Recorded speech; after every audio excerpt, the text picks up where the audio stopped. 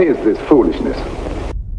How many dreams can you shape in a minute, an hour? The kind of clean you like best. Lost 3 of my teeth, too. All right, so you lost. Next time you'll win. Steamy, hot, hearty, delicious, invigorating.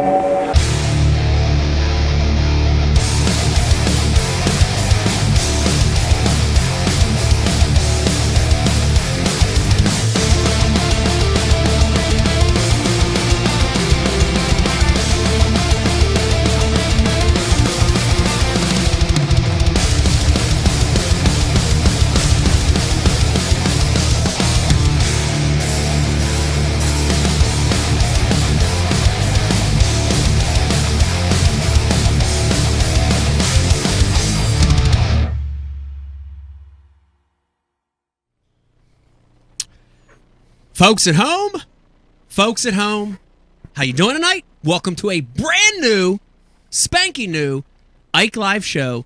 We've got a very, very, very, very, very special one in store for you tonight.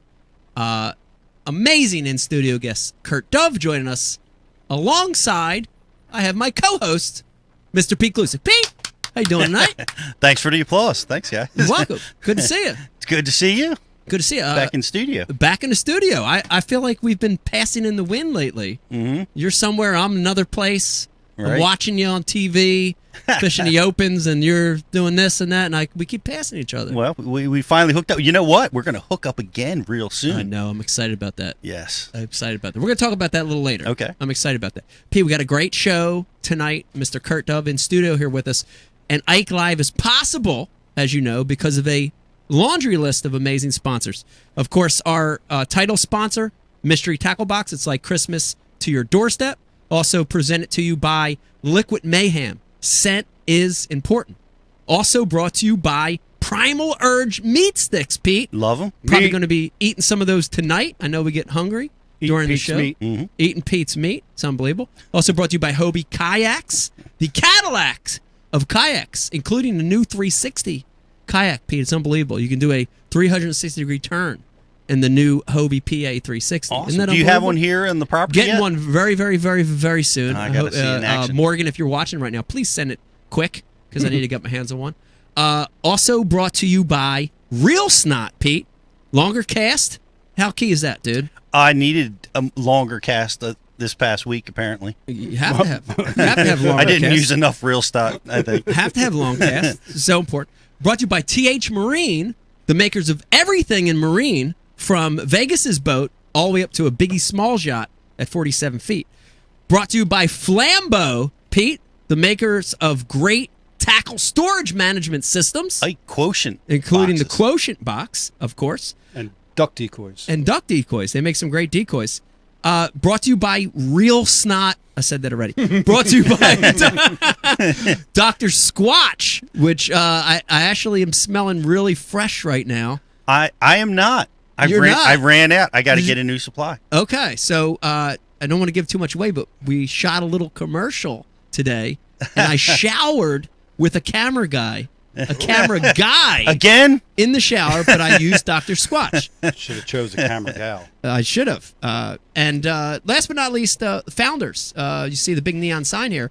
And in just a couple minutes here, I'm going to be drinking a brand new Founders called Mosaic Promise. Never had it before. It's the beer of the night. So shout out to Founders. Yeah. Let me finish introing the rest of the room here. I want to plug what's going on right now with Bass University. Oh, of course. I see the hat right we here. alluded to it. We're going to talk about it, but we're going to have a film shoot at Lake Champlain, a lake that actually has good smallmouth and largemouth in it, not like Lake Oneida. We're going to be filming there real soon. And but it's back to school at the Bass University. I just want to let everybody know, this is the time. A lot of guys are taking a break from fishing, but this is the time to go back to school and catch up on all the great content and the teaching and the training that we've put out there for you at Bass University. And we have an amazing 30% off right now. Annual subscriptions are $99 a year. It's the lowest price that we've ever had since our inception. Wow. So it's a great time. It's a promo that ends this week. So check it out. It's gonna go dead, I think, on Thursday. So it's back to school time, Kurt. Unbelievable. for all of us. Everybody's back to school. You heard me mention his name. We've got him here on the casting couch. Great friend of the show. I've known Kurt for years and years and years. We'll get a chance to talk to him today in the room. Kurt Dove, everybody. Dove. On the casting couch. In the house. How you doing, man? I'm great, man. Great to be in the studio. Good to see you. Yeah, likewise. I like it. I see you got the Martin Truex shirt on. Representing South Jersey. Word. Got to throw it out there, right? Word. Yeah. I like that. Yeah, it's cool. I love that. I've been to some NASCAR races. I like the NASCAR Yeah. game a little bit, and my wife likes it more than I do. Yeah. So we get to go to some races because it's kind of in her wheelhouse. Absolutely. She likes the deal. So yeah, it's cool and it's fun to watch Martin run around the track. We had some mutual friendships. Yeah. So we got to meet him several years ago and hang out at the track. It's awesome. He's a good dude. He's a good dude. He is. I don't like to tell stories before I introduce the whole room, but I have to tell this because this happens to deal with Martin Truex all right. and Kyle Busch. I had an opportunity because of my Toyota relationship to fish with both those guys. So great, amazing opportunity. I fished with Martin on Lake Norman, and dude can fish. Yeah. Cool. Can really fish. Got in a boat with him, got around some docks, skipping this thing, and I mean it was this great experience because it was a regular dude. I showed up at the boat ramp. He was there in a regular car, like a Tundra, pulled up. He's by himself, got out, jumped in the boat. We went fishing, and he could fish. And I was like, that's cool. Then I fished with Kyle Busch, and Kyle, he's an amazing driver. And he just won. Don't take anything away from him. Showed up. He's with a handler, and the handler walks up to me first. And he's like, well, here he's got this little amount of time, and where's he going to be? And he's and it's like this big production. I'm like, dude, we're just fishing. Like, we're at Louisville Lake in Dallas, and so it's like handler is like, preparing the rod, all this stuff like through the handler. Did he cast for him? He didn't cast for him, but his casting was pretty rough. But it's just interesting, the difference in that. I just no doubt. Well, you got to throw it out. The Bush family's from Vegas. They got mead, but that's the only water out That's there, true. right? Not a whole Yeah. lot. So Martin, obviously, he's got a saltwater background, big time. So yeah. and then of course lives on Norman. And, Yep. and he hunts and fishes constantly. Yeah. I mean, I see. You watch. He's a real outdoorsman. Yeah, he is. Yeah, 100%. yeah. It's awesome. All right, let me finish introing the room in the back tonight, pushing buttons of the utmost importance to the show. Brian the Carpenter, utmost. That's the second show in a row I used that word. That's right. We've got Brian the Carpenter producing tonight. Brian, Ooh. All right. How you doing, Brains? Pete, you get off the clapping. Take a break. What? Pete's got the clap. What? Yeah. I mail in my clap sometimes. You doing all right, Brian? I'm doing good. Good to see you. Pete's clap stole my thunder, but that's all right. Okay. I can't hear Brian on my headset. Well, yeah. I didn't know if your mic was on or not. My mic is on, Peter. Okay. Yeah. Just checking. I can hear you, Brian. Yeah. I want to call you the plate on something. You're an amazing producer. Yep. But the nickname, Brian the Carpenter, Yeah. did come from the fact that your regular profession, before all this madness, was carpentry. That's right. It still is. And I do want to give you a shout out. I've been watching a project you've been working on. Yeah, pretty wild, right? Pretty unbelievable. Yeah. You want to talk a little bit about it? Because I like those projects that aren't normal. You're doing a kitchen, right? It's just a normal Dago kitchen or something, right? Right. I don't like that as much. Yeah. You're doing a really cool, like, old, a lot of so restoration, a lot of reused What is that? stuff, reclaimed. What is it? It's an old farmhouse. It's being used for catering. Catering, yeah, Cool. weddings and stuff. We were literally working on it till 10:30 on Wednesday night, and there was the first wedding was there on Saturday. Wow. So Super and there were dope. still other crews coming through. Yeah. So Super yeah. dope. Yeah, but a lot of old reclaimed lumber and doors and stuff like that. Pretty wild job. Right. What's going on with Pete? I don't know. Pete, you okay? I'm just me. Kurt's headset can't pick up Brian. I'm just want to make sure that his audio is coming through. You guys aren't hearing me? No. Don't worry. This is probably the last Ike Live show in this studio. Yeah. Now, Kurt, you didn't know you were going to be the last honorary guest in this studio. Kicking it off and kicking it out. Damn! That's awesome. When we walk out of the room, Kurt's got the TNT. And just We're blowing this whole place blow up, this Pete. mother Does up. that mean I get a piece of memorabilia? Yeah, you can pick I get one to pick piece, anything I want? Anything but the picture of Mark Jeffries, which we're bringing up to the new studio. You can have anything but that picture. All right, and of course, sitting next to Brian the Carpenter, the one and only Riz, a.k.a. Rizzo, in the house tonight. What is going on? Riz, I can't hear you. Hold on, let me look now. Can you hear me? I can hear you. I'm just messing around. Okay. Riz, how you doing? I'm doing good, man. I'm excited to be here, as always. All right, you've been fishing a little bit. You sent me a little love text the other day trying to sneak me out, and Becky pulled my hair. That's Didn't let right. me go. That's right. I tried to sneak you out. I on wanted the to go sail, really yeah. bad. So how's the fishing here in South Jersey? World class. Yeah, well, world class as always. World class. What did the last Thursday night? What was it won with? Oh, last Thursday night, probably 2 fish. 2 for 269. Wow! Yeah, real Round of heavy applause. bag. Round of applause for South Jersey. On fire, babe. On fire. It's like my bag at Lake Oneida on day 2.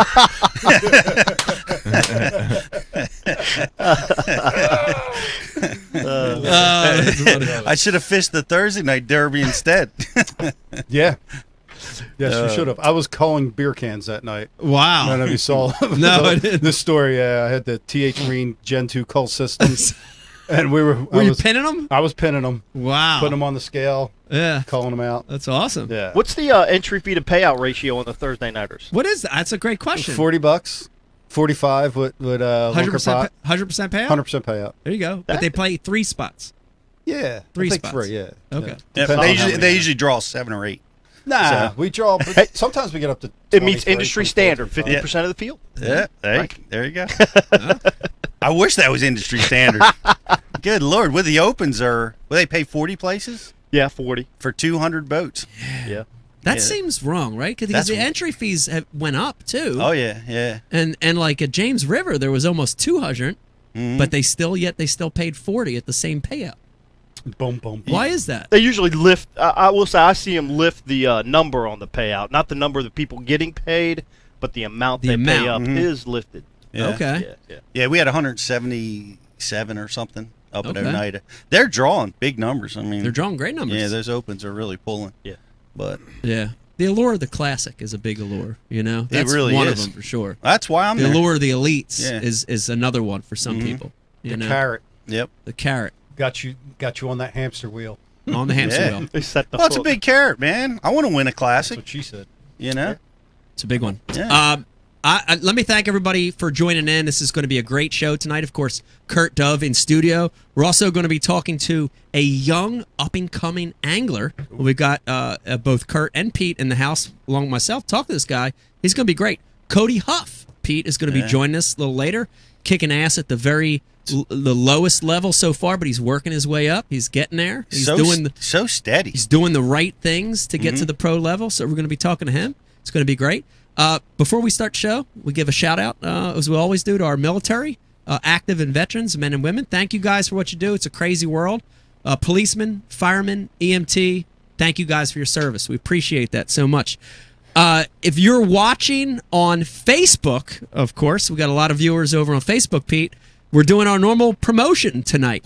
If you like and share the Ike Live feed tonight, throw in a little comment, too. Throw in a little funny comment. It could be one word, even just a thumbs up symbol. Like and share the Facebook feed tonight, and you're going to be entered into a contest to win One of the the backpacks. Ike Live prize pack. You heard me talking about this thing. I don't know. I'm going to guess probably weighs about 30 pounds, maybe a little more. A Tackle Warehouse hat, a gift card, Dr. Squatch, look at that, soap, Flambeau boxes, mystery tackle box, a founder sticker, all sorts of stuff. Liquid Mayhem, Real Snot, We'll throw in some empty cans of Founders at the end of the night. TH product in there, all kinds of stuff. Of course, in this awesome Ike Live carrying bag. This could be yours. All you have to do is like and share if you're watching over on Facebook. And of course, we want to hear from you as well. If you're watching us on Facebook or if you're watching us on likelive.com, please, we want to hear from you. Please comment right there next to your screen on the IMs. Riz is going to be checking them tonight, and we're going to give away some other prizes a little later in the show for some of them comments. And And the beer of the night let's do it. is, I'm going to mention it again, Founders, of course. This is a new one, Pete. A lot of buzz around this one. Have you heard all the buzz around this thing? I've been hearing a lot about it. This is Mosaic Promise, which happens to be a single hop ale. It's in the purple can, very justified for tonight with Kurt on the couch, purple. And this is the first time, Pete, I'm drinking this beer. So a lot of hype behind it, a lot of build-up. I love a lot of founder stuff, but you never know when you try new beer. But here it goes. For the first, this is like an MTB unboxing. This is unbelievable. Let me get close to the mic so you can hear this. What is the rating system for beers? Like bouquet, like I was wondering, do nutty you like swoop it around and see if it overtones? has legs? Yep. Even Yeah. beer drinkers have to do a little froofy stuff. First thing is you open it. You want to hear for that sound that you want it to be crisp like that. And the next thing is you smell it, but you got to leave your mouth open, Pete. See what I'm saying? Nice little aroma to it. Nice little aroma. But here's the real test. You haven't had this one yet. No. Here it goes. Am I gonna like it? I love it. Let's hear it. Wow. That is good. Wow. I thought you were like setting me up for something like Dude, I done told you that one's good. wow. Uh-huh. That is good. Yeah, huh? Wow. So this is available right now, Bri, to the general it's a public? seasonal release, yep. It's a seasonal, so it's a fall release. Yep. A single hop ale, Mosaic Promise. Mm-hmm. No joke. Kurt, have you had this one? I'm on my second. Oh! Kurt's on a second. Kurt, it's good, right? It's very good. It's very awesome. good. Okay. Yeah, it is great. There's an unbiased opinion. Kurt is not sponsored by Founders, and he likes the beer. Unbiased opinion. Pete, of course, has his coffee, so he's not coffee, so he's not drinking the beer right now. Just go with it, Pete. We all know. Yeah, okay. Go with the flow. Kurt, did you ever open up Pete's coffee? I haven't. Wow. It's a single malt coffee. Don't light a match around it. Oh, it's got an unbelievable aroma. Brian the Carpenter, I have it in the notes. You want to jump right to a unboxing? No, name the contest that we're going to do with Kurt. Oh, okay. Words with Kurt. Oh, okay. And, All right. Let me get with Rich on the down low real here. Okay. All right. So we're running a second contest. I'm going to throw this contest out now. But here's the deal. Listen, if you're watching right now live, here's the deal.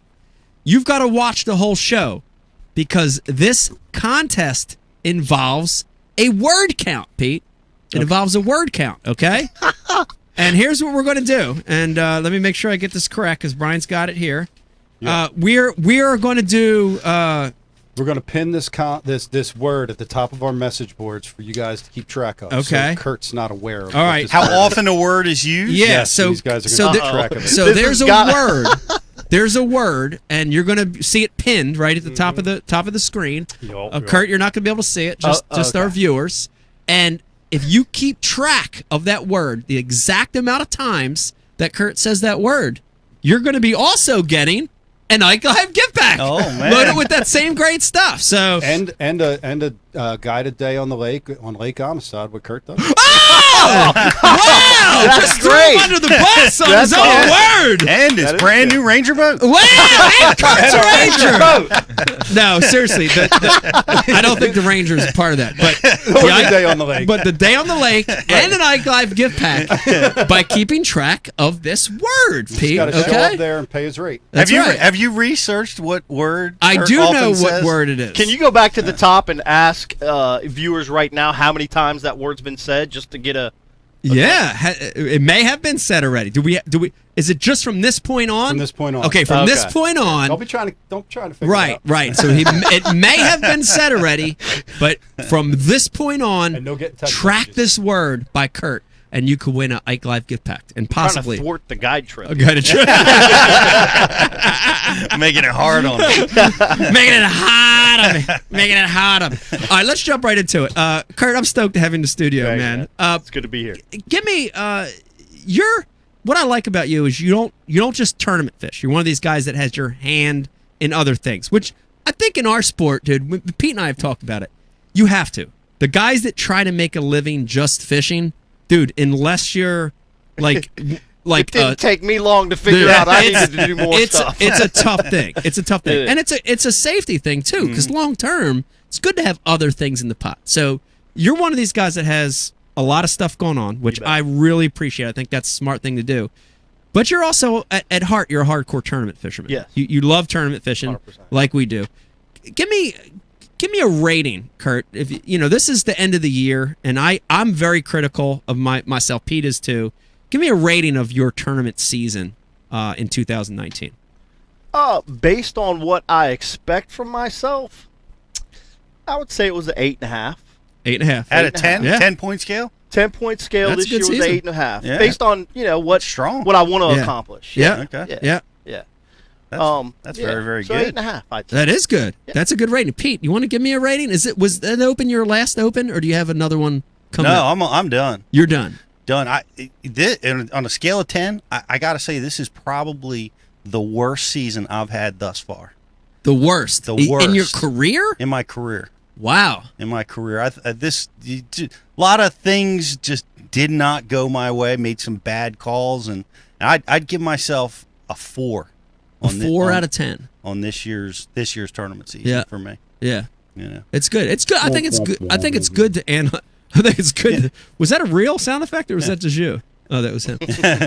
You learn a lot though from those 4s. That's the thing that a lot of people don't understand about our sport is that when you really, in order to get to the next level, you've got to walk through that valley. You've got to get beat up. Yeah. To recognize that, hey, I've got to make some changes here. Try to recognize where Yes. you can improve. Yes. Recognize, everything that you did right, everything that you did wrong, your strengths and your weaknesses, and try to move forward from it. And for me, the biggest thing I learned this year that anytime a tournament trail goes to Lake Oneida, I'm not going to fish that tournament trail. That's a really good lesson.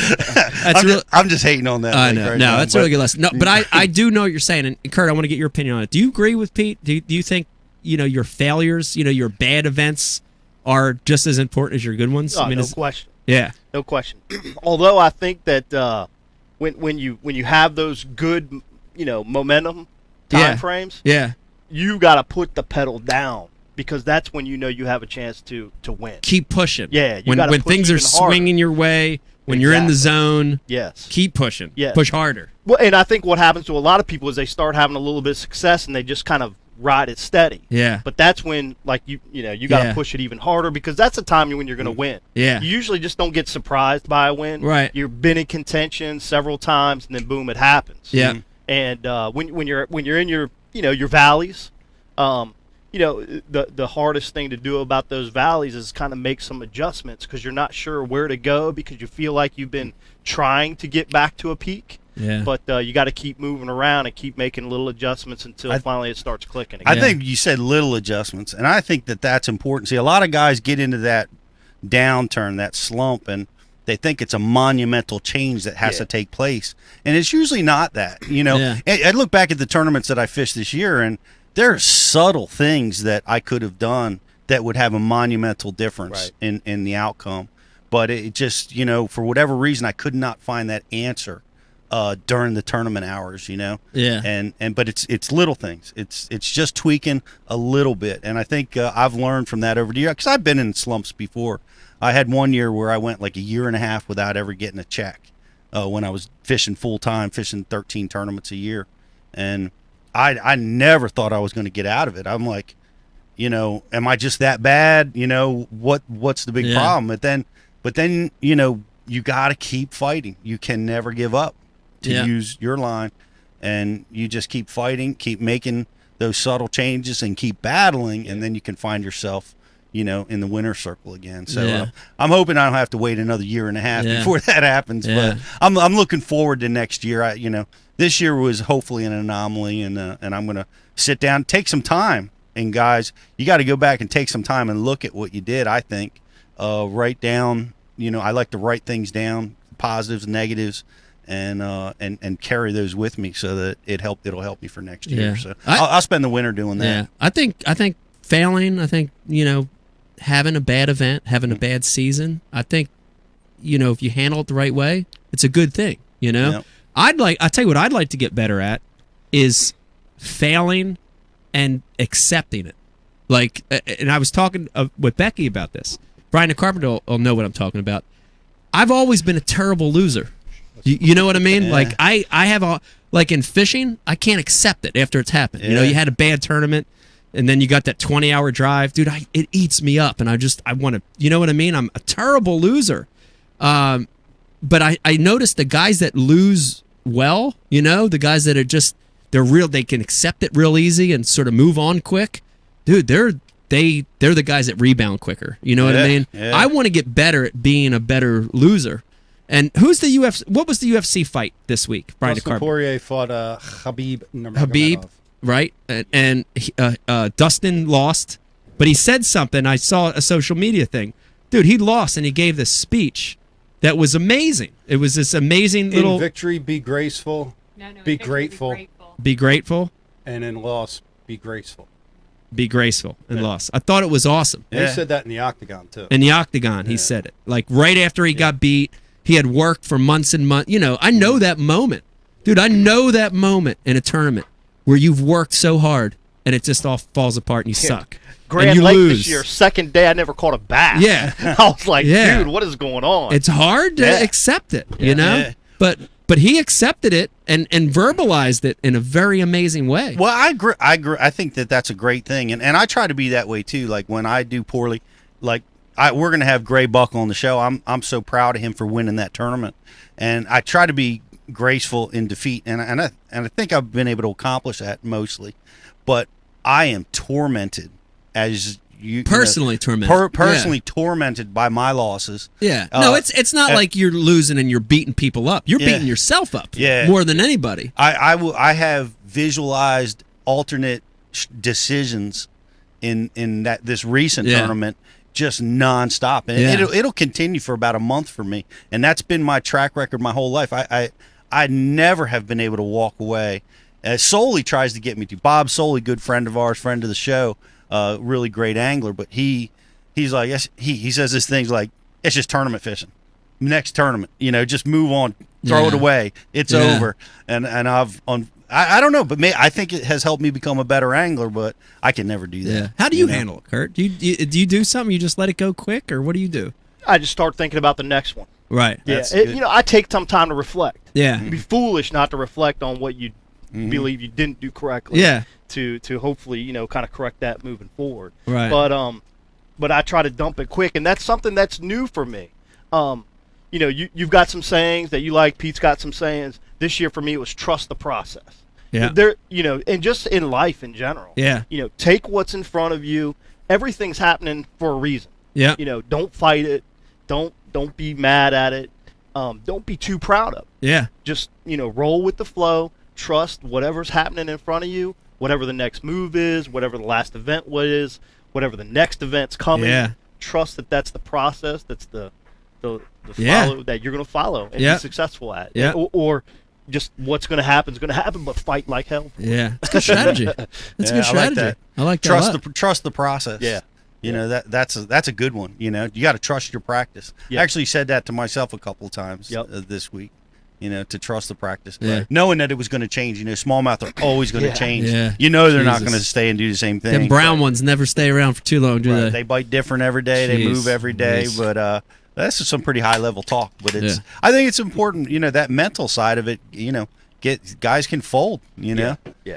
You can really collapse. You'll see guys spin out and. Right. And the other thing is that I think this is an important conversation on how to get into the winner's circle. Yeah. Because it's such a subtle distinction between those guys that are really, really good that don't make that winner's circle. Yeah. And the guys that have broken through to that winner's circle. It's a different mentality. You'll see the guys that can win, they'll win again and win again and again. So the flip side is when Mike's had the most shit going on in his life. He used that negative energy to get his biggest ever win. Yeah. Anger is a gift. You're special Harness that way. negativity. Anger is a gift. I go through like swings every summer where I have good business for the first quarter of the year, midway through the second, and then I just fish every day. So I usually, at some point in the year, I start running low on money. Houses don't Then you got to go themselves. sell a couple more houses. That's when I have my best tournaments. Is when I'm literally Under pressure. scratching up the bottom of the barrel to get my entry fees. My wins this summer all came in that span where I was literally back up against the wall. If I didn't come away with some kind of a check, I was going to be digging into other accounts to try and make shit work. And it's crazy how that kind of pressure, focus. Sometimes it helps, sometimes it hurts, but when it helps, when it works, it's a great feeling. Wow. So your recommendation is, kids, stop working, don't make any money. No. Put up, not at all. Mortgage the future. No. mortgage your house, borrow from your parents. If you're gonna bank on fishing. Wow, this is a classic Ike I think Live that could have tonight. worked in the '90s. Maybe not in these days with these entries. Yep. Mike, you're special that way, and Brian, that's a great point. When things get tough, don't try to repeat what Mike does. when things get tough, you excel, and you're rare that way, because most anybody else in our sport, personal life's in the toilet, finances are tough. Your fishing goes down. Well, I know. Yours goes up. I had a good year this year, and there was a little bit of negativity in the beginning of the year, and so I'm hoping next year MLF tries to get rid of me again, because I think I'll have another good season. Speaking of MLF, I do want to talk a little bit about the circuits, Kurt, because you've fished a long time as well as I did. All three of us right here in this room have been in this professional bass fishing game a long time, well over 20 years. And you fished a lot of different circuits. You fished opens, and you fished FLW, and at different levels, and now there's the MLF. Give me what's your opinion on it all? Because that seems like in the last 6 months, it's still been the talk of the town. You've got 3 circuits, you got competition, you got. Is it a good thing? Is it a bad thing? What's your opinion on all this? Yeah, when everything, going back to what you were saying, I fished the elites 6 years.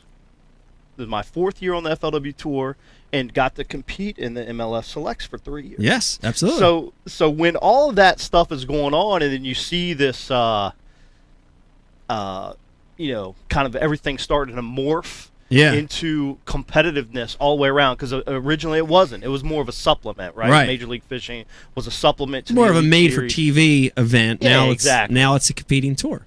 So when it happened, I said, well, this is going to take 5 years to settle out. Right. MLF is a young company. Yeah. Very young. Infancy, right? Yeah. So, whatever we've seen from MLF in the past, what they're doing now is completely different. Right. Obviously, with the BBT and that movement that happened, there are. How do you rate a company that just started an infant program? Right. Because Bass has been around 50 years. Yeah. FLW's been around 35 years. Yeah. Something like that. They've had time to change, adapt, shift into, kind of more of a structured organization and have that romance with the anglers. Yeah. Right? So MLF, being as young as they are, and, trying to begin that romance that they did with the first 80, guys that, got invited and signed up. There's going to be a process for development, right, and all that. And so I think it's so tough to say. Obviously there's rumors flying around the last couple of days, big time. So tough to say how all that what kind of rumors competition comes together. Right. Do I think that competition for the sport is good in an organizational standpoint? Sure. Everyone wants to try to raise the bar. Yeah.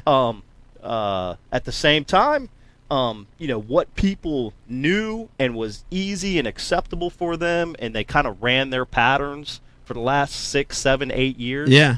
It's going to upset people, because now the pattern is going to be disrupted. Right. Mm-hmm. So how, people are going to have to, adjust to what they're interested in, supporting, what they're interested in, how they want to compete. Yeah. And then kind of choose a way or a path that's placed in front of them to fulfill that. Yeah. Well, this is a great situation, because you fished all 3 circuits. Right.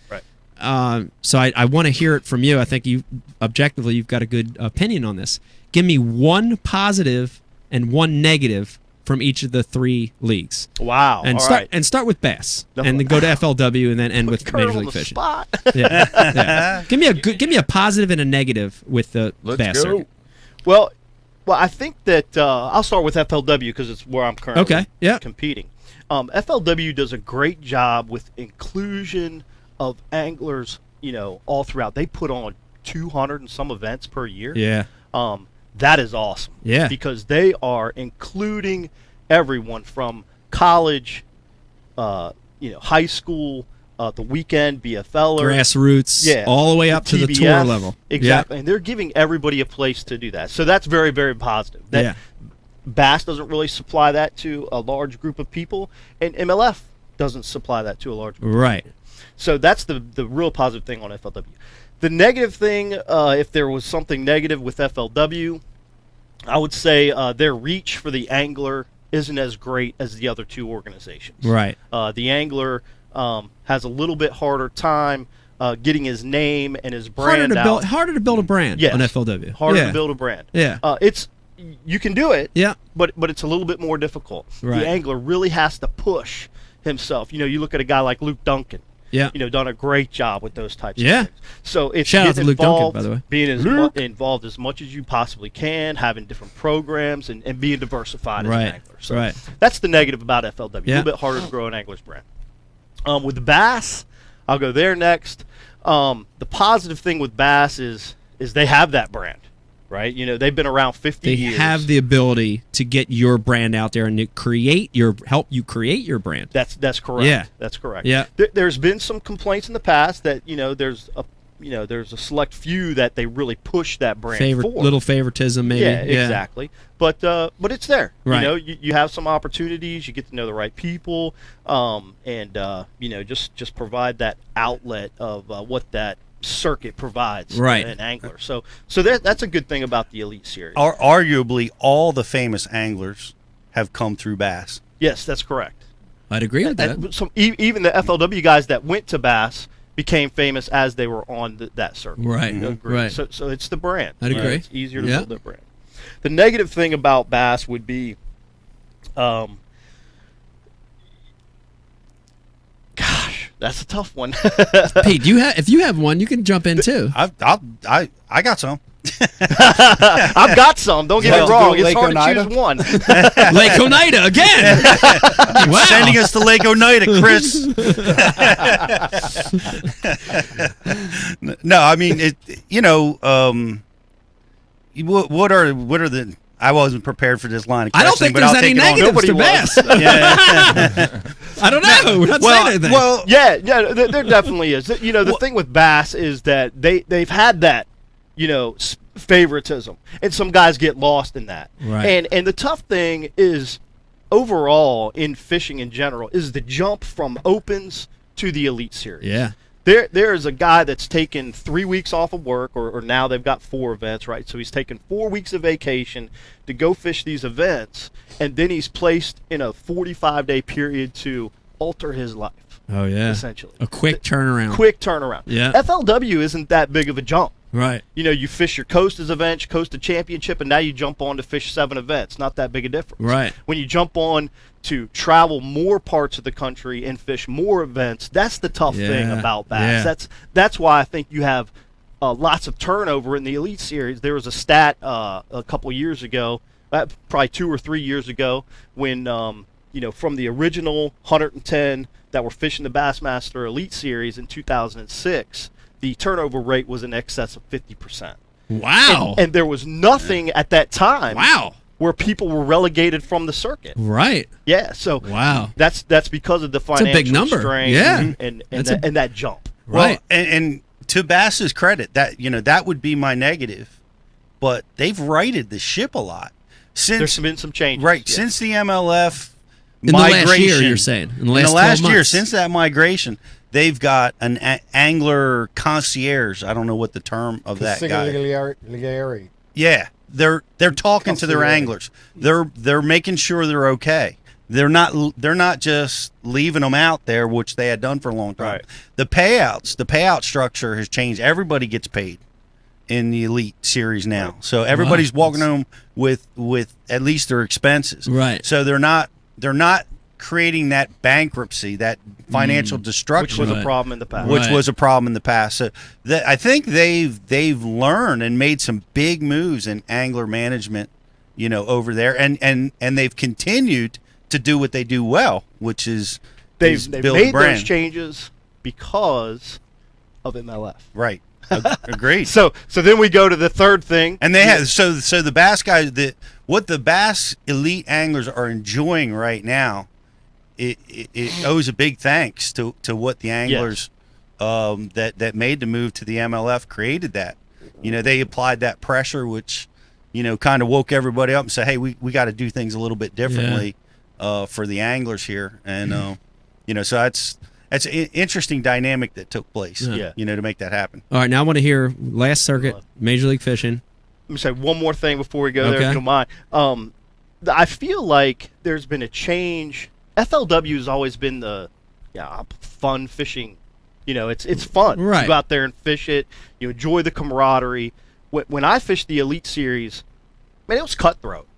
There wasn't as much camaraderie. More You didn't stress. have, more a lot of cutthroat. guys going out to dinner together, Yeah. enjoying each other's company, and part of that was because of time and the structure of the events. But those guys are all in MLF now. That's exactly right. And my point was that even the overall feeling from friends that I have on all the tours, the Elite Series has shifted a culture. There's been a culture shift in the angler in a good way, and some camaraderie in that regard. So a better. Yes, it's interesting. Gotcha. I'm seeing that too with the guys. Yeah, it's awesome. Yeah. So the MLF, as you mentioned, Mike. Man, the tough thing about MLF is Picking just one thing. is understanding their process. There are some things that they do internally that's not transparent. Right. And I think that 100%. makes it tough for a guy like me in my position. It'd be great to understand some more transparency in their process. Yeah. Which I understand they have a business, and they don't have to tell me squat. Yeah. I was involved at a point and did some things with them. That was fun. Won an event, did some cool stuff. Yeah. And never quite just understood where the process was going. Right. So I would enjoy or it'd be cool to see some more transparency in that regard. I've heard that before. I've heard that complaint. So that's part of it. And then I think it's difficult for them too, though, I will say, because they are in their infancy. Right. There's constant moving and adjustments going on to create what the goal is, which is, this good company that everybody wants to be involved in. Right. Gotcha. I'd agree with that. And it's interesting you say transparency, because that's the problem that the anglers had with bass. Yes. Was lack of transparency. We didn't know. All we knew is that, when we have a good year, we're doing great. When angler has a bad year, we're suffering. Right. How much money, there's no transparency. We don't know what's going on.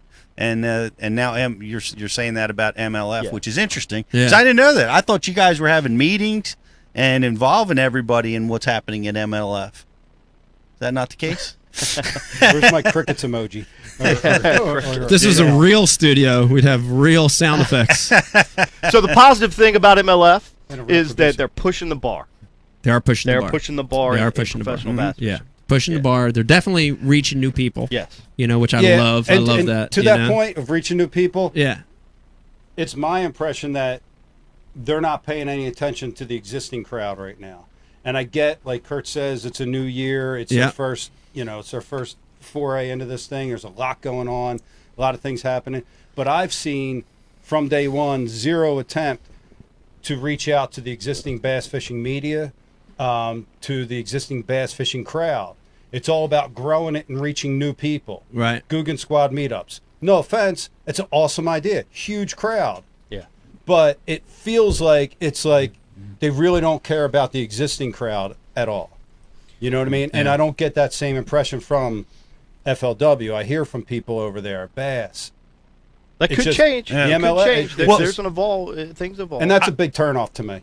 Yeah. I've heard different quotes or different rumors. I mean, I'm not directly connected with any of this, but I've heard that it's not so much they don't care about the existing anglers, but their focus is to get to bigger numbers, to move the bar. And in order to move the bar, you got to focus on the wives and the thousands of people that will never fish, or hundreds of millions of people that will never fish that might like to watch our sport. Right. And that's when you can reach those people. Like, I've never played football, But man, I love watching the Eagles crush the Redskins in the second this half. weekend. In the second half, so that's the person that I think they're from what I understand is their business model. Well, I wish them lots of luck, and I'll be over here watching other shit while they reach new people. Well, I took out the winner for the Ike Foundation raffle, and he's avid angler, like been fishing tournaments, buddy tournaments all over the Northeast, BFLs, been at this 30 years, and he is not interested in the MLF. Was very interested in it when it started, loved it. When it was extra, when it was an extra thing. Yeah. But now after he's seeing it, he said the same complaint that we hear from a lot of people like us that are fish heads. It's catching a lot of small fish. It's not enough time with the patterns and understanding the decision process. There's all the things that we hear the hardcore bass enthusiast now complaining about. He's doing the same thing. It's tough to relate to. Here's the point. His wife makes him tape MLF. Right. Wow. For her to watch. Wow. JT Makes Kenny it fan? that, and that's why he knows his view is he doesn't like it as much as the others. He likes watching it. Right? He doesn't like it as much as Bass or FLW, but because she likes it, he loves it because now they can watch fishing together. Wow, that's and interesting. she doesn't fish but once a year maybe. But she knows. And this was funny because I was talking to him. I'm like, well, they got a cup this weekend. Is it the championship cup? Is this the classic or is this a summit cup? What I don't, I didn't know which. And he's like, my wife, she knows everything, how to qualify for this cup, who's in position to qualify for it, how they earn the points. How about that? Completely invested in it. It's crazy. And I'm like, I'm listening to this, and I'm like, this is the fantasy. This is their goal. This is their business model, is to get to her and those like her, and it's working. Right. In that instance, there's no question. At what point are you sacrificing your core? Like, I feel like your core fans and your core group are true fishermen, right? Are you sacrificing your business model to try and find these new people and sort of pushing people away? Like, I know myself and my buddies and all that, we all tournament fish. We just can't relate to the MLF format because we go out and fish 5 fish tournaments every single weekend, and that's what we're geared for. And the MLF just kind of feels like something else. It's not the norm. And I hear that, and that's what we keep hearing in the fish head community. But I think Kurt's point's a good one. This is their first foray into this. They're hearing it. They're hearing us. Right, and they're morphing. I've heard them having meetings and conversations about limiting the limit to 15 bass, so that it's more pressure on size of fish. They're thinking, or whether they're going to enact these rules or not, who knows? But I think they're actively thinking about it. I think they're trying to appeal to both, and I think you'll probably see changes. In my guess, in the broadcast, you would hope so. Moving forward. So that it appeals. Yeah, there's to, cool to things the old about school it. guys. I mean, you put the app on, no matter what time, you're going to see somebody catching a fish. Yeah, which is pretty cool. There's never a downtime. Right. Every time you put it on, they're going to somebody catching a fish. That's a fantasy. That's pretty cool. Right. It is. It is a fantasy world. That is a fantasy world. Coming from South Jersey. Thursday nighter. Right there. Yeah, let me tell you. But does some of this go back to the anglers then? We talked about patterns. People aren't feeling that they're getting educated by it. It's just more of an entertainment situation. Maybe the anglers can do more educating while they're weighing the bass or catching the bass, right? Or maybe something of that nature. Yeah. Like, well, one of the Showtime things 99 says the MLF is like flag football and the Bass is NFL. I like flag football back in Volts. That was fun. I used to like when it was co-ed. exactly. You know what I'm saying? That's not a flag. Christine Samini would be out there. Oh, I'd love flag football with her back in the day. Back in the day, that was the deal. Nothing better. Shoof. Shoof. Blue eyes and brown hair. She was cute, man. Man. Yeah. That's right. Grab her hair. Very striking. What, So, what, if I'm all messed up talking now. about? I'm all messed up. Sorry, guys. I'm blaming Showtime 99. Come on. So Hey, what if this is actually a good time to remind everybody we want to hear from you. The questions that Riz is pushing through, we need to know them. So hit us up on the IM. Also, if you're following us on Facebook, like and share it. You're entered into a contest to win this bag right here. So you got any more, Riz? You got any more good ones coming through? Yeah, Kane Simpson said that after those comments, he can hear Becky coming through the floor. Oh, jeez. I think you're right. It's a Mike, long time ago. So. I got a question for you. So I think it was Kurt said something about more teaching while you're catching the fish or something, about what you're doing, the patterns. You fish bass, you're fishing MLF. What do you feel is a more pressure cooker situation where you're more or less inclined to take a minute and talk to the camera during the event? Well, the Major League Fishing is more of a pressure cooker to me. It just feels that the time flies by quicker there. Okay. Knowing everybody else's weight puts more pressure on you. Yeah. The breaks, all that stuff, that feels more stressful in the course of a day for me, especially when things are going bad. When things are going bad, dude, you don't want to talk. You want to you need every second, When things are going good, you're more relaxed and you got a 20-pound lead on the cut line. Then that's the only time I feel relaxed in Major League Fishing. In bass events and FLW, when you have an 8-hour day, everything seems a little less stressful. Not that it's not stressful, but reflecting on the two different styles, James River I fished this year versus the BBTs I fished this year, definitely Major League Fishing is a little more stressful. I think I'd be more inclined to talk in an 8-hour day. Yeah. But again, I think it depends a lot on how you're doing.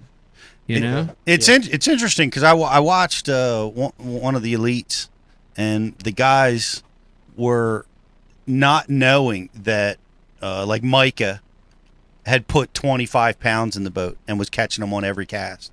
And the commentary came up in studio that, what if they'd have known that was going on with Micah, what different styles of decisions might they make? The other guys? Yeah. Oh, yeah. The other guys in the top Absolutely. 12. They're not afforded that luxury, so they have to make their decisions based on conditions, based on what happened yesterday and the information they have at hand. They don't have that additional piece of information and how that might change things. Yeah. If they did, because we obviously see it happening at MLF. I mean, and it's fun to watch everybody guess wrong because they're always wrong. It's like, oh, Ike must be catching them on a spinning rod, if he's got a 30-pound lead on the field and you're doing something else. Yeah. Or, they're all making poor assumptions about, trying to figure out, okay, well, he's a good crankbait guy. He must be throwing a crankbait and he's throwing a Senko. Right. So it's interesting to have that extra piece of information and not have it, and the difference. I got a couple comments on Facebook here. Justin Smith suggested 5 big fish per period for MLF would be cool.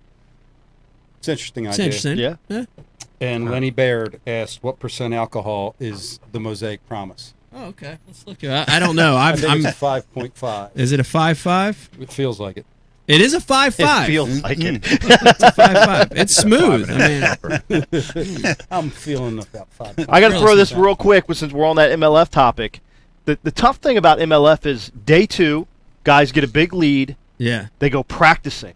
Yeah. Well, you've lost your first, second, third, fourth, maybe 5th place angler that you want to watch and see how productive they were, how they caught those fish. Yeah. Because they're just out screwing off. Out practicing. Yeah. Right. Absolutely. Yeah. That happens all the time. Yes. Yeah, the guys that get the most press are the guys at the cut line, not the guys at the top. Yeah. Right. For half the event. For half the event. Yeah. So there's some holes in it. The other thing is there's techniques that you'll never, ever, ever see again. And you'll never see a big swim bait. You'll never see big fish tactics in MLF. Yeah. 10XD. Discontinue the 10XD. So, there's just some. I mean, that's all stuff that they can adjust to. Yeah. They know the problems. Bonus I mean, points for big fish. What about like you? I've heard that over suggested, 3 pounds Riz. is times 0.5. Yeah. I don't know. I want to argue that though, and I'm not saying this because I fish MLF. I do want to argue that to everybody that is thinking that way.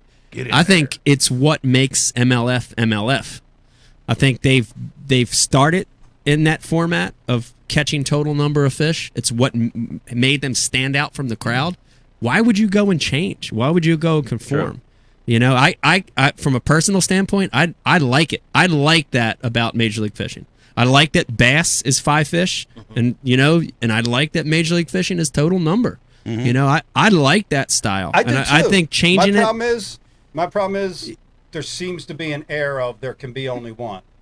Right. When it was MLF, the TV show thing, right, it was awesome like that. Right. When it became MLF, we're going to take over the entire world. Yeah. Then it feels like what we've all done our entire lives is threatened. As a fan, I want to watch you guys fish both. Right. Like Mike, I want to watch you fish MLF. I want to watch you fish 5 fish. Right. Too. Absolutely. You know, and I think a lot of people probably feel the same way. Like the guys they grew up watching on TV. Yeah. You know, you want to see those guys competing in the same format that I'm going to go out and compete on the canal on Saturday. Right. Like, I agree. You know, I agree. I like them both. Yeah. Yeah. Yeah. Now whether that everybody loves everybody. Whether that mentality will change over the years, you know, if the process that MLF uses of weighing the fish and releasing them, if that style grows in the grassroots, will that sentiment change over the next 3, 5, 10 years? Maybe it will. You know, I mean, that's something everybody. If at Thursday nighters we're weighing every legal fish now, we have somehow there's a technology to do that and keep everybody on the up and up. Would that change? Maybe it would. The weights probably wouldn't change that much, honestly. It would help the Thursday nighters, I think, because it's only got to be a pound, right? So it can be an 11-inch fish, and if it weighs a pound, it's illegal. Oh, did you know that? Yeah. Okay. Yeah. And so for Thursday nighters, that would help. They're skinny. Wow. A lot of them are skinny. You're right. So you guys are. I didn't know that. I just learned something. I caught a bunch in the Smith tournament this year that were spots that were under 12 inches that weighed a pound. Nice. I'm 99% sure. Wow. I didn't take time to measure them, but they weren't 12 inches. But it doesn't matter. It doesn't matter. But they were footballs. You know, they were short, you know, like a tidal bass. Yeah. They're like, what the hell's wrong with that thing? Yeah. He looks like a flounder, you know? Well, let me ask you a question, being we're talking about this, because this is something that I've debated or been in conversations with a lot of people about. All right, is MLF, like, let's talk about the elephant in the room. The rumor has been MLF is buying FLW. Ooh. Is that the rumor? That rumor has been prevalent for a long time. And if they convert that system into a weigh, and, you know, how are they going to take that and apply it to the BFLs, apply it to the coasters or whatever, have like your coes have to weigh your fish? What technology is it going to be? You know, that's what I'm going down the road and I'm thinking, how is that ever going to work? You know, it's a great question. Maybe that's where you get the combo. You get what some of the fans want, which is seeing, you know, some guys fish the 5-fish limit, and then other events are all catch, weigh, and release. Right. Maybe you get a combo. Maybe you could combine them. Certain leagues, you have to build up to that, maybe to the MLF format, and the other ones stay the same. I don't know. That's a great question. I don't know. I know the answer to that. Well, that'll be the answer. The answer to that question is going to be what has to be delivered in order to make that transition. Because I've heard people argue, right, that MLF is the deal. Like, the whole world of fishing has to go to this catch, weigh, and release because of the environmental conservation, and MLF has been pushing that from day one. You know, and is that definitely going to be the case, or can we, you know, the steps that Bass has taken to handle fish, to manage fish, to train anglers on how to keep their fish alive, how to fizz fish, how to do all that stuff, you know, and that's the sport that we love. And I've also heard, you know, taking away the weigh-ins, like, you know, it seems that's been a challenge this year for Major League Fishing. If you look online and look at some of the broadcasting, you know, it seems a little thin out in the crowd. Yeah. And the bass crowd continues to grow, and I got to be honest, like, you know, how do I feel about the weigh-ins? Like, when you got a 200-man field, that's 400 people that got to come across the stage and weigh their fish at an open. Right. That's a long process. That's a 3, 4, 5 hour process. Yeah. And you know, I can't listen to the weigh-in for that long, right? I don't know anybody that does, but I love the top 12 weigh-in. Yeah, I love it. Right. I mean, when the elite's cut in half and it's 35, like even 75-man weigh-in, to me is kind of lengthy. Right. But when you get 35, now I'm interested, and I love the top 10 weigh-in. I find that absolutely fascinating, even though we watched them catch every single fish, right? Because the live went to like 3 o'clock, right? And the tournament's over at 3. But we still don't know who's going to win. Right. Yeah. We don't know. They estimated the weights, and we still don't really know. And you get that beautiful agony of defeat, and the victory, that happens at the weigh-in. So I think that's a pretty special thing that I wouldn't like to see it go away. Sure. Yeah. I got you. I want to keep it going here. Let me remind you, hit us up on the IM if you've got a question for anybody, especially Kurt in the room. Kurt, we talked about in the beginning of the show that you're one of the guys that supplement your tournament fishing with other things. Sure. I'm going to mention a few of them here, and I want to talk about all of them at some point, but I want to focus on one now. Co-host of Bass Edge Radio, general manager, Hayabusa Hooks USA. Hayabusa. Sorry about that. Say it again, Mike. Hayabusa. Hayabusa. There you go. Utmost. Aluminum. But here's the one I want to talk to you about, because it's the one thing that you do that I watch from afar and I really, really love it. I love what you do. Founder of the Pro Bass Camps. Yeah. Yeah. I want to get into that, because Pete, we talk about every show. It seems like we talk about how important it is to get kids fishing. A lot of the talk we do is because of the Ike Foundation. Mm-hmm. But what Kurt's doing it's really, really special. I know about it through Dave, because I know Officer Mansu, good buddy of ours, Dave, has been fishing with you for years, since the beginning. Yes. But you got something special going on. Talk a little bit about it. Sure. Tell us what it is, because there are a lot of people watching and listening right now that don't know what it is. Right, great. So, I developed this deal, the Pro Bass Camp, in 2012, 8 years ago. You want the whole kit and caboodle? I want the whole thing. All right. I want the whole thing, because I think it's interesting, because it's a way to get kids to the next level, which is so important. You know what I mean? Because you can get a kid fishing, but then to get him to the next level, I feel like that's a missing link, and I think this is it. What you're on to, what the missing link is. It's been a lot of fun, really rewarding, and the way this whole Pro Bass Camp came about was on a guide trip at Lake Amistad. I took out Chase Kemp and his friend Roger DiCamillo, a couple guys from New Mexico. We're out fishing on the lake, and they have a nonprofit group where they take youth hunting, and they do a little bit of fishing. Elephant Butte is their home lake. Okay. So who wouldn't do just a little bit of fishing on Elephant Butte? Right. Because too much of fishing would quit you fishing. Actually, I heard it's fishing pretty well now. But so those guys, we were on a guide trip, and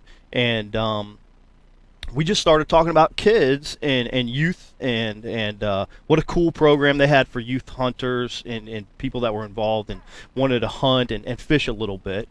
And I told them that, there was a time when I really thought about what my passion was growing up was basketball. Loved playing basketball. Of course, there was no high school fishing, college when we were around, when we were little dudes, running around trying to catch a bass.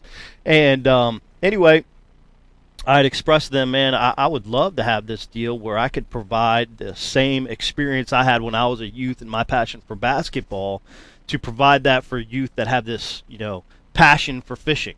Not really somebody that's new in the sport, right, but somebody that already knows fishing, that wants to become better at it and really try to up their game, take it another level. Yeah, next level with, and this is what I was talking about, Pete. It's like there's a lot of programs, Ike Foundation, Get a Kid Fishing, Hooked on Fishing, Not on a lot of programs to get kids started. Right. But then it's like it kind of stalls there, right? And and there's this level of stalling to where in soccer, in football, in basketball, in field hockey, like, dude, Vegas, he could find one of 30 soccer camps. Right. Jake, when he's wrestling, right? You could find wrestling camps everywhere. Right. But to have that camp in fishing, it was never there. So that's where I think you're on to something, So we started in 2012. We had this camp. We had 10 youth, and most of them were from his club out in New Mexico, the Donald R. Kemp Youth Hunt Club. And we started this deal, and of course, when we started it, I told Chase and Roger. They called me actually about 12 months after we had that initial conversation, and they said, "Look, you wanna do this? We'll help you." You know, if it wasn't for those guys, I would have never dove in. Right. And so has to be an immense amount of work to put something like that together. And you know what was cool is they had the program already because they did this with kids. Right. Yeah. Right. So they kind of knew the ins and outs. All we had to do was replace guns and furry animals with rods and reels and fin fish, scales and fins. That's it. Yeah. Exactly. So we did it, and we started it, and before we knew it, we had more youth anglers interested to come than we could handle. Wow. It took us about, we had that first one with 10, then it grew to 16, then all of a sudden we had 35 kids that wanted to come, and we couldn't do it. You know, it's not like our camp, the camp that I provide isn't, giving out rods and reels, standing on the bank fishing. It's 2 youth anglers in a boat with an instructor for 4 days. In a bass boat with an instructor that can fish, regardless of whether he's a local stick or a regional or a national touring pro. That's correct. He's with a dude that can fish. Yeah, I mean, Hall of Famer Denny Brower's been with me for, I think, 6 years now. Yep. Dave Mansue, as you already mentioned. Matt Combs. Reed, James Niggemeyer, Keith Combs, been down dudes several that can times. fish. Yeah, really, really great anglers. Yeah. So, and like you say, the best local and regional guys too. Yeah. So, 4 days intense on the water fishing. We let the kids know, or the youth know that we wanted to, and we've had all kinds. Some people don't know that. Hey, I want to send my kid to fishing camp. You know, and they know a little bit about fishing. And so we get both, where you might have a youth that knows more saltwater angling than he does freshwater, but then you get him in that freshwater mindset, and he's like, man, his wheels really start kicking because of the analyzation process and the fight that goes into catching bass. So and also I think the diversity, of fishing freshwater bass fishing versus saltwater fishing. Yeah. So man, it has been down at Lake Amistad. We've done it several years. We upped the ante to create more room for youth because we had capped, and now we provide 2 sessions down at Lake Amistad. Gotcha. So we've been doing that for the last 3 years, providing 2 separate weeks. And it's hard scheduling. Now, scheduling can be a little bit of a challenge, but we've been able to work it in the last 3 years. So it's been a lot of fun. That's cool. One of the coolest things, too, about the camp, Pete, is they have, and I want you to explain it, Kurt, but, you have these intensive days of training on the water, these kids going out and learning up close and personal. And then at the very end, you have a little derby. Yes. Yeah. Which is cool. Like, that's a great exclamation point on that week. Yeah, it is. So, exactly. We're busting them up at 5 o'clock. It's not no 7, 8 o'clock wake up time. We get up at 5. We're on the water at 6 at sunrise. We fish until about 1:30. Before lunchtime, and then we have the campers come in. Thank you, sir. We have the campers come in and talk about their day of fishing. So all of a sudden, we give them this platform of public speaking. Yeah, similar to being on a stage at an event. You've got to break down what happened during the day, what's going on, and more importantly, what you've learned. So you're not only learning what happened in your boat to you specifically, or the other partner that you were with that day, with obviously the instructor as well, but you're learning what other 24 kids did, right? And how they experienced how they handled the conditions, how they changed, what they caught them on. Yeah. All of a sudden, it's like, you fished a tournament and you listen to the top 10 and there's 4 different techniques, not just one. That was the deal, So they're learning all these different techniques, how to attack the fishery, what other options there are to fulfill, what you're trying to do out there, which is pattern and catch bass. Yeah. And that's the other key. You get a lot of high school and college anglers these days that are digit. They're looking for digits. What's the waypoint? Where are the bass? And they're just chasing waypoints constantly. Yeah. And this camp actually provides a youth angler the ability to analyze conditions, bass behavior. So think on their own. Exactly. Yeah. Think on their own and dissect the fishery. Yeah. That's awesome. That's awesome. I got to tell you a story real quick. So it was at the Smith Mountain tournament I was at, and I ran into a college kid there, and I think he was a freshman, and I can't remember. It was probably a college local to Alabama there, but we started talking, and he knew Mansu. And I'm like, how the hell do you know Dave Mansu? And he starts telling me the story that he met Dave at Kurt's camp. Oh, wow. And this kid, dude, is so hardcore. You know what I mean? You could see it in his eye that this is the kid that wants to go through the right process in college, and he wants to try it. You know what I mean? Yeah. But I think it's great that, you're turning out kids after that camp that want to turn pro, that just get a better appreciation for fishing, that'll want to do it more. The whole gamut, you know? It's not just a camp for kids that want to turn pro. Or parents that want to get rid of their kids. Right. I think that's awesome.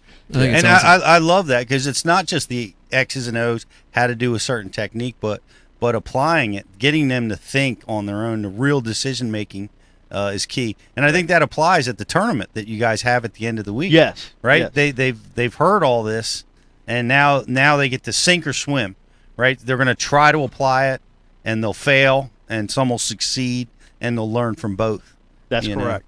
And the success that they have doing stuff on their own really, I feel like, is what breeds that passion. Yeah. Because as soon as it starts clicking in their head, and that they can do something on their own, whether they've had struggles throughout the week and then it comes together, or they've done really good throughout the week and then they struggle in the tournament, they realize, okay, this is how this game is played. I want to figure out how to conquer this game. And the other cool thing is, like, I can think of similar circumstances you mentioned, Mike, with that college angler, is the anglers that come to camp as the pros that come to camp as instructors oftentimes become longtime mentors of these anglers. Pete Pons, I know, has been in contact with a couple campers constantly throughout the last couple years, and just having questions and answers and kind of helping lead them to what their goal is, whether it be being successful in college fishing or turning pro, or how to turn pro at some point. So cool. They leave with some cool mentorship that they can go back on years later. That's really, really cool. That's great. I'm telling you, dude, Kurt, you're onto something. That's a cool program, because that's a missing link in our sport. You know what I mean? Yeah. We get them hooked early, but then they get into it, and then it's kind of like stagnates. And I think that's a great program. And fishing needs that. Fishing needs that program. And it's so prevalent in other sports, like you said. Every other sport. So many parents, their kids get involved, and they'd love to participate in something like that if it was available close to them, or they would love to do it. So I think there's a lot of opportunity there. The feedback is ridiculous. When we come and they've dropped their kid off, their youth camper, at the beginning of the week, and they come pick them up, they see their success by weighing in fish, talking to this group of parents and anglers, and talking about their day, what they've enjoyed about the camp, what they've learned about the camp, and you just see their parents' eyes light up, and that does so much for me as far as the camp director, and you just know what it means between the youth and their parents, that they're taking it like you said, next level. And we started a camp actually at Lake Oneida. We fished there the week before. That was our first journey outside of Texas. So we had one in New York this summer, which was also a lot of fun. And the parents up here, Texas parents are a little different in the fact that there are a lot more outdoorsy people in that part of the country. Right. And there was some, I don't want to say, some uncertainty, with some of the parents coming in the New York camp. And again, it was like at the very end, eyes lit up. It was just awesome. That's cool. What happens? Did you guys smash them up that week? Do you invite the parents to coordinate with the kids, or do you have like a meeting at the end? How? So we have the tournament weigh-in is the culmination.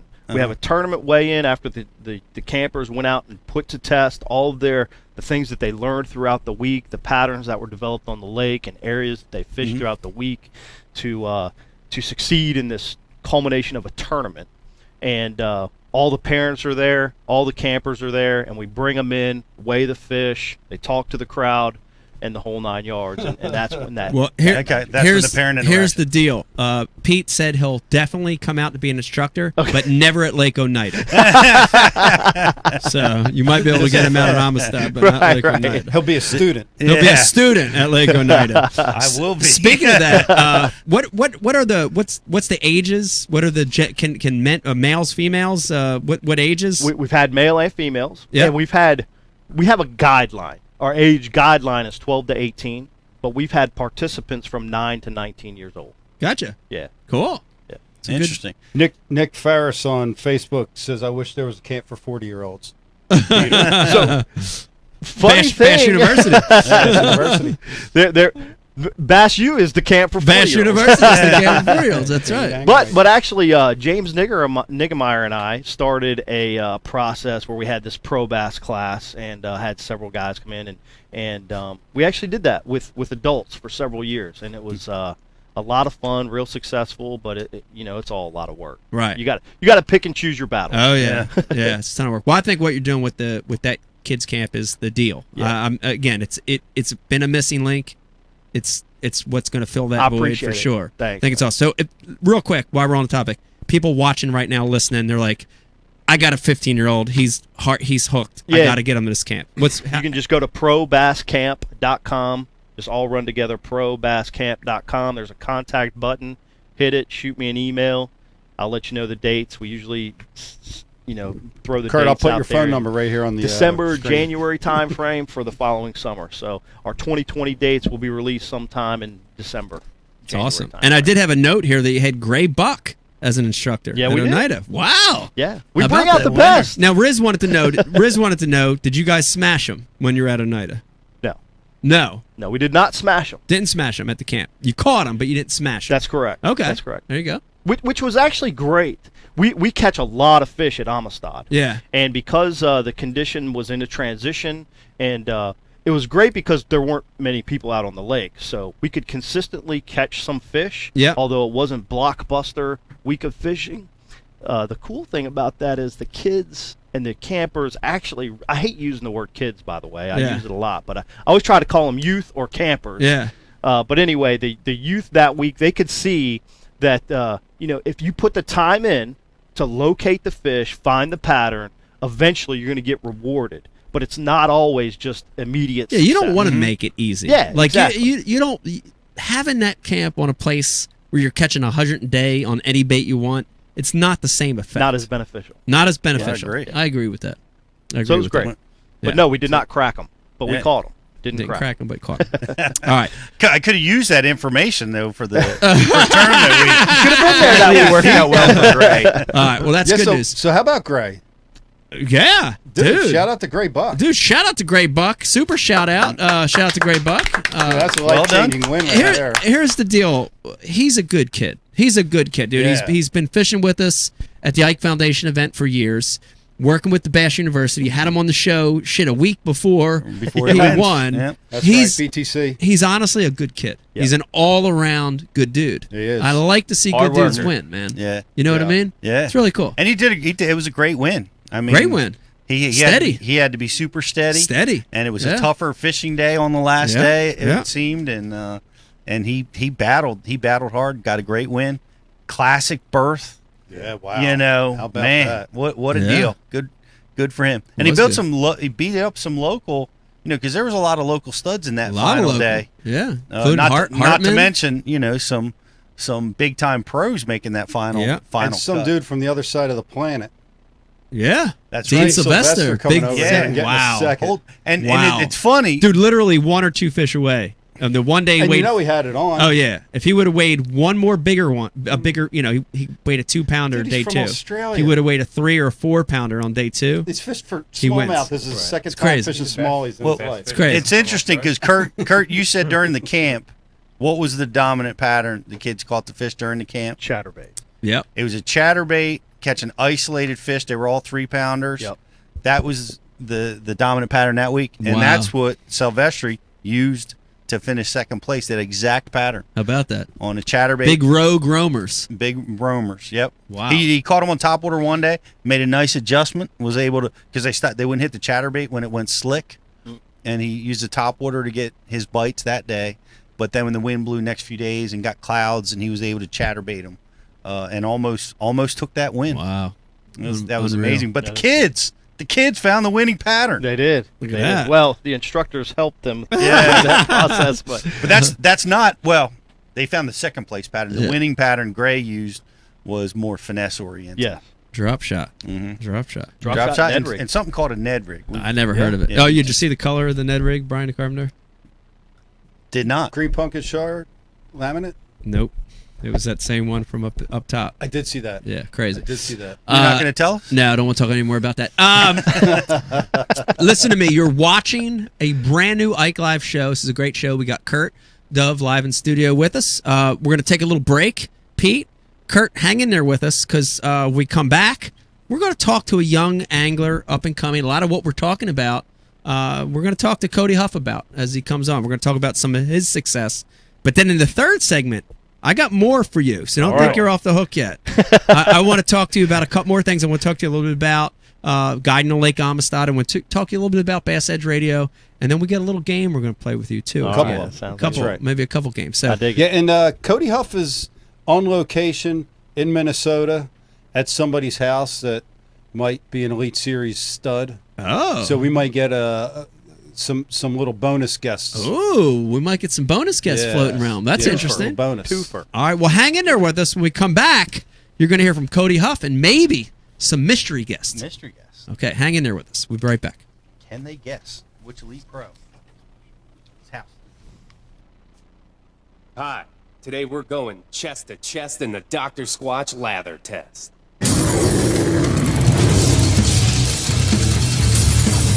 On that half of Mike's impressive chest, we're rubbing him down with 3 name brand bars. The result? A sad, milky film of disappointment. How's that feel, Mike? You see, Big Soap cuts corners and strips out all the sudsy goodness in order to make production cheaper. But not Dr. Squatch. Don't worry, Mike. Dr. Squatch soap retains all the natural ingredients, which creates a rich, foamy lather, leaving your skin healthy, soft, and clean. Ooh, looks like Squatch is taking over this peck party. How do you feel now, Mike? Dr. Squatch Natural Soap. When we say it lathers, it f***ing lathers. You deserve glorious lather. Take the lather challenge for yourself today. 4.5-inch drop shot worm, Bama bug. Finesse jig, PB&J, give me something hard. Hey, KVD here. I didn't always know this much about fishing. 4-aught EWG worm hook. In fact, there was a time when I couldn't tell the difference between a jerkbait and a stickbait. But then I signed up for Mystery Tackle Box, the original monthly tackle subscription. And now I know more about fishing than I do about calculus. And he knows a lot about calculus. Plus, I get amazing extras like free fishing magazines. October 2016. Featured article, 4 places to throw a frog. Exclusive decals. Zombie bass. And how-to videos for all the great baits I receive. How to tune a crankbait. Is that underwater footage I smell? I got goosebumps. So if you're looking to develop enhanced fishing abilities like me, or you just like getting new tackle every month, go to mysterytacklebox.com and get your box today.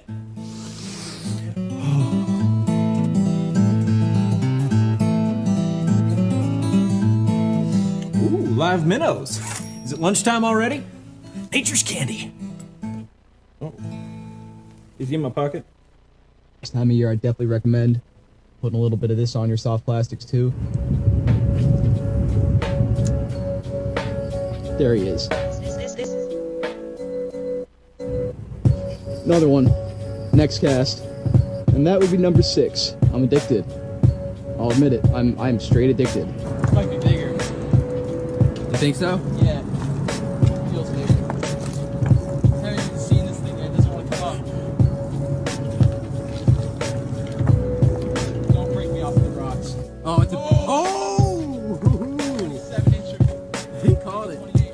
Oh my god, that's such a healthy fish. Look at this size.